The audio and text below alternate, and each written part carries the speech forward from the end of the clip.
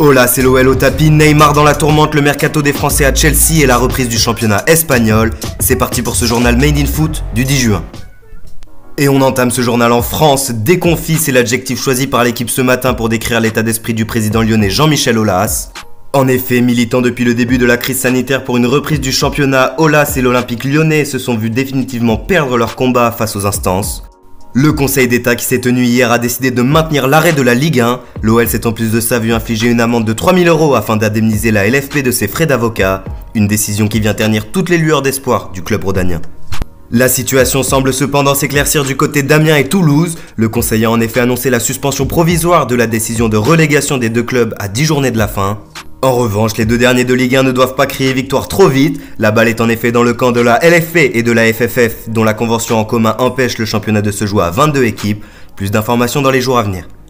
Au Brésil, Neymar dans la tourmente après qu'une plainte a été déposée contre lui pour homophobie. L'AFP confirme en effet ce matin qu'un militant LGBT accuse Neymar d'avoir tenu des propos homophobes à l'encontre de l'ex-petite amie de sa mère.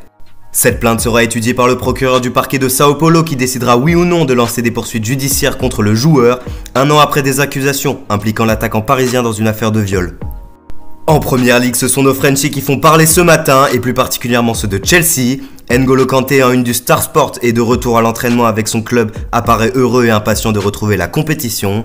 Le milieu défensif, dont l'avenir à Londres était hier remis en question par le Sun, qui émettait la possibilité de la part des dirigeants londoniens de vendre le français sous contrat jusqu'en 2023 avec le club et qui pourrait rapporter gros, une affaire donc à suivre outre-Manche.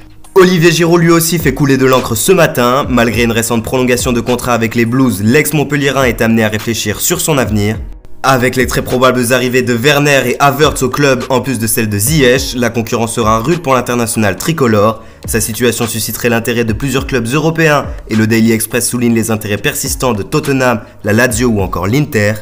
Cependant, le tabloïd anglais évoque également les intérêts de Crystal Palace, West Ham mais surtout de l'Olympique lyonnais. Le feuilleton Giroud ne fait donc que commencer. Enfin, Kurt Zouma de son côté semble avoir des envies d'ailleurs. Selon l'équipe, le défenseur central de 25 ans, pourtant beaucoup utilisé par Frank Lampard cette saison, ne serait pas contre l'idée d'un départ. Est évoqué dans les colonnes du quotidien ce matin l'intérêt mutuel de Tottenham et José Mourinho pour le joueur français, dont l'avenir est sans doute en Angleterre. Une Angleterre qui ce matin s'alarme sur les événements d'hier et l'annulation d'un match amical entre Stoke et Manchester United, des Reds dans la peur du virus après que Michael O'Neill, coach de Stoke, a été testé positif au Covid-19. L'information relayée par le Daily Mail a bel et bien été confirmée par le club de Championship. Heureusement, grâce aux mesures de précaution, aucun joueur de Manchester United n'aurait été en contact avec l'entraîneur britannique. On file désormais en Italie où Paolo Dybala fait les gros titres. Le joyau d'or indique ce matin en une la Gazzetta dello Sport qui affirme que le joueur argentin négocierait pour une prolongation de contrat. Dybala, qui semble rancunier contre ses dirigeants et leur décision de le vendre l'année passée, voudrait voir son salaire annuel passer de 7,3 millions € par an à 15 millions. Cet été, la situation semble bien différente et c'est désormais à la Juve d'employer les grandes manœuvres afin de faire rester son joyau à Turin. Une info relayée par le Quotidiano Sportivo qui souligne en plus un appel du pied de l'Argentin au Barça. Le journal italien laisse également place en une à Giuseppe Marotta, délégué administratif interiste et ses envies de bâtir une équipe encore plus forte. L'objectif principal serait d'attirer le jeune joueur de Brescia, Sandro Tonali. Cependant, les dirigeants interistes, tout comme la Juventus, garderaient aussi un œil sur la pépite romaine Nicolo Zaniolo, un joueur qui vaut de l'or, titre ce matin le Corriere dello Sport. De quoi faire trembler la Roma pour sa pépite, dont la valeur estimée à 70 millions € en fait l'italien le plus cher du marché.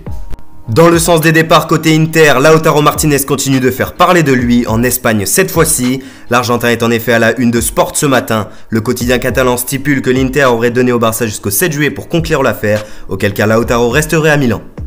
Plus largement, l'Espagne s'agite ce matin autour de la reprise de la Liga qui se tiendra dès demain. À l'affiche 2 derby du côté de Séville d'abord où se jouera demain 22 h le match entre le FC Séville 3e et le Betis 12e. À Valence maintenant on se réjouit également du derby qui attend la ville entre le FC Valence donc 7e et Levante 13e. Unis pour le derby, titre ce matin le quotidien Super Déporté en vue de ce match très attendu qui se tiendra vendredi soir. Du côté de la presse madrilène, AS évoque les pourparlers actuels entre la Ligue et le gouvernement pour un éventuel retour partiel du public dans les stades espagnols à partir de juillet. Tout ou rien, indique ce matin le quotidien qui précise que le dernier mot reviendra au gouvernement. Une décision qui pourrait profiter au Barça qui devrait accueillir l'Atlético Madrid au Camp Nou le 1er juillet. Une rencontre qui, selon Sport, pourrait donc se jouer avec un public. Merci à tous de nous avoir suivis, n'hésitez pas à vous abonner, liker, à commenter la vidéo et on se retrouve demain pour un nouveau JT Made in Foot.